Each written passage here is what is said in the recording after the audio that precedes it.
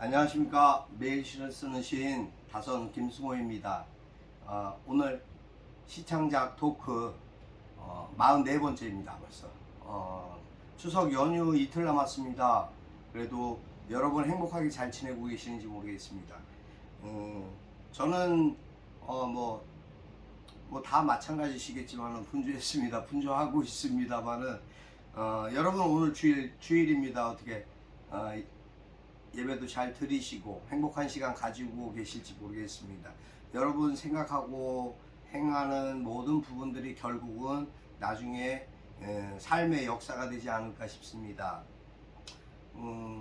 오늘은 그런 이야기를 좀 해보는 게 어떨까 싶어서 제가 그런 생각을 했습니다. 어제 사실 지난 밤에 저녁 때 제가 당포성이라고 하는 연천에 있는 고구려 6세기 고구려의 성곽입니다. 성인데 그곳이 지금 이제 유네스코에 지정되어 있는 그런 성입니다. 역사적으로나 환경적으로 모든 부분들이 너무 아름다운 곳이고 별이 가장 많이 볼 수 있는 별을 많이 볼 수 있는 그런 곳이라고 합니다. 그래서 참 모처럼 연휴니까 같이 있게 보내는 게 어떨까 싶은 생각에 가족과 함께 다녀왔습니다. 그곳에서 좀 이른 시간에 갔지만 그 덕분에 꽃도 보고 주변의 경관들이 너무 좋았습니다. 단조롭고 볼품 없다라고 생각하는 부분도 있을 수 있겠습니다만 역사적인 가치와 의미 또 임진강을 배경으로 해서 강에 흐르는 모습들 하늘이 그대로 강에 투여되는 그런 경관들이 장관이었습니다. 너무 좋았습니다. 이른 시간에 가서 해 떨어지기 전에 모습들도 아름다웠고 노을과 석양도 너무 아름다웠습니다. 남과 북이 얼른 통일이 된다면 더 좋아지고 멋있어질 수 있는 그런 곳이기도 하였습니다. 별을 보러 가고 사실은 달도 보고 달을 보러 가고 별도 보고 그리고 반딧불이도 봤습니다. 어둠 속에서 그 빛을 내는 반딧불이를 보면서 참 자연의 오묘함과 아주 신선함을 새롭게 또 느꼈고 그로 인해서 사람에 대한 생각도 새롭게 또 가져보는 시간도 가졌습니다. 시를 쓰는 것이 어떤 부분으로 인해서 자신의 감성과 생각들을 나열하는 부분이 되기는 하지만 결과적으로 나의 것만을 고집하고 주장하는 것은 독성과 독단이 될 수 있는 부분이 있습니다. 그래서 생각해 보았습니다. 상대가 다른 부분들을 주장하고 이야기할 때의 그 생각과 마음은 어떨까라는 생각들. 그래서 시를 써서 좋은 부분들은 무엇일까? 시로서 상대에게 위로가 되고 귀감이 되고 또 시로서 힐링을 치유를 줄 수 있는 그런 글이라면 좋은 글이 아닐까라는 생각을 했습니다. 하지만 때에 따라서는 그 현실과 역사를 배경으로 하는 시도 쓸 수 있는 부분이고 시인은 무엇인가 끊임없이 추구하고 노력하는 그러한 인내와 과정을 통해서 가치를 얻어내는 그러한 창조자가 아닐까 저는 그렇게 생각합니다. 그런 믿음과 마음으로 꾸준히 열정을 다하고 있습니다. 여러분 생각은 어떠십니까? 여러분 어떤 글을 쓰십니까?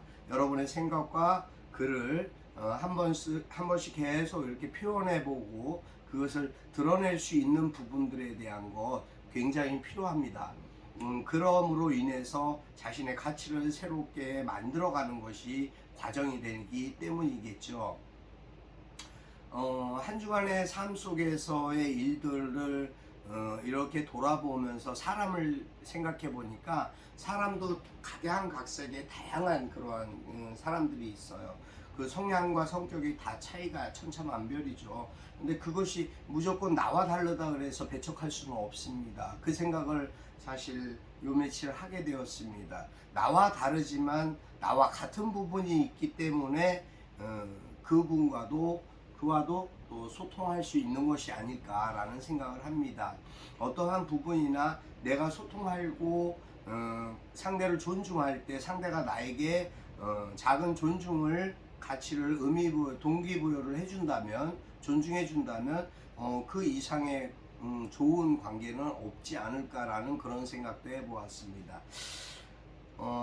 사람은 누구나 시인입니다. 사람은 자신의 삶을 통해서 자신이 경험하고 자신이 느끼고 생각하는 부분이 다 다르기 때문입니다.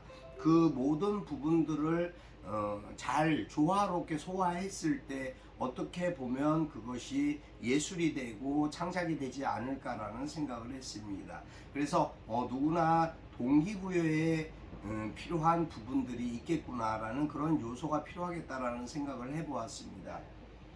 여러분 생각은 어떠실지 모르겠습니다만 그러한 부분들이 결과적으로 많은 것을 포용하고 수용할 수 있는 것이 아닐까라는 그런 생각을 하게 됐습니다.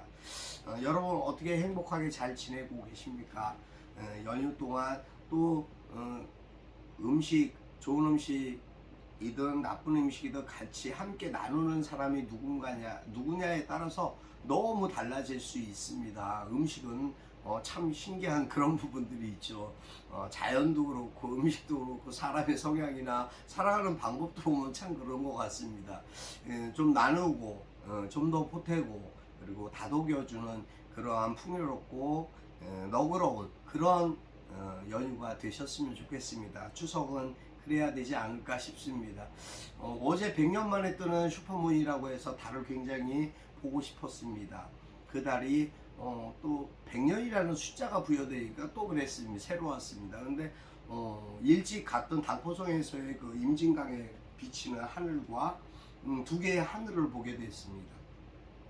물에 비치는 하늘도 하늘과 그닥 다르지 않을 정도로 그렇게 맑았습니다. 너무 환하고 좋았습니다. 많은 시상을 생각하면서 나름대로 사진도 찍고 제 나름대로의 생각은 많이 했습니다.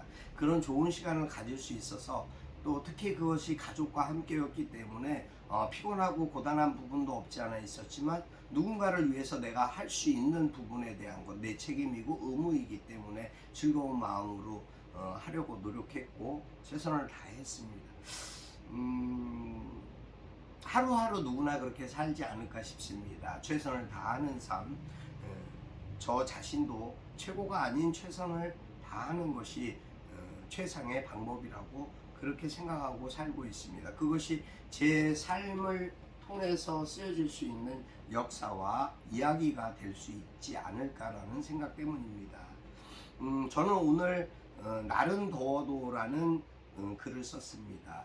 제가 며칠 전에 행주산성에 갈 일이 있었는데 행주산성에서 보게 된 그런 광경에서 느꼈던 이야기들과 생각했던 행주산성에 대한 역사적인 부분도 한번 담아봤습니다. 들려드리겠습니다. 날은 더워도 다선 김승호. 햇살이 눈부신 날 오후 사람과 사람의 시선 사이로 색스폰의 감미로운 연주가 가을을 물들이고 있었다. 행주치마 걷어붙이고 돌나르던 안악은 어느새 연주가의 딸로 변화되었고 시절도 사람도 변해버린 행주산성. 가을의 정취는 익어가는데 음악은 흥겨움으로 신명 돋우고 연주에 감흥된 사람은 자리를 물리치지 못하고 가을에 빠져든다. 해지는 강물에 비치는 하늘도 두둥실. 선율 따라 춤을 추네. 간간히 부는 한이바람 타고 음률이 가을을 사로잡는다. 여기까지입니다. 글에 대한 생각을 했고 또 역사에 대한 생각도 잠시 했습니다.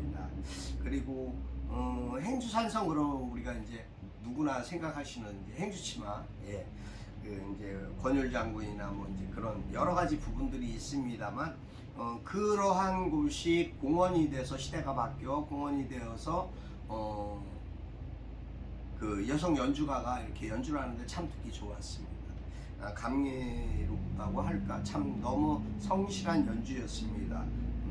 그래서 공감을 많이 얻었습니다. 그 주변 분들도 너무 좋아하시는 것 같고 가족 단위로 이렇게 나오신 분들도 많으셨는데 어쨌든 제가 생각하는 부분에 대한 나름 노력을 했고 제가 어찌됐든 여러분들한테도 이러한 부분들을 반영시킬 수 있는 생각을 반영시킬 수 있는 계기를 만들어 드리면 어떨까 하는 마음으로 썼습니다. 글과 사람, 사람과 인성, 인성과 사랑, 굉장히 밀접한 관계를 갖고 있지 않나 싶습니다. 여러분 어떠십니까? 오늘 여러분도 한번 글에 도전해 보시기 바랍니다. 오늘도 행복하고 기쁘시기 바라고요. 연휴 끝자락이지만 잘 마무리하시고 가족과 함께 정겹고 행복한 시간들 되시기 바라겠습니다. 꽃승호 여기서 오늘 마치겠습니다. 감사합니다.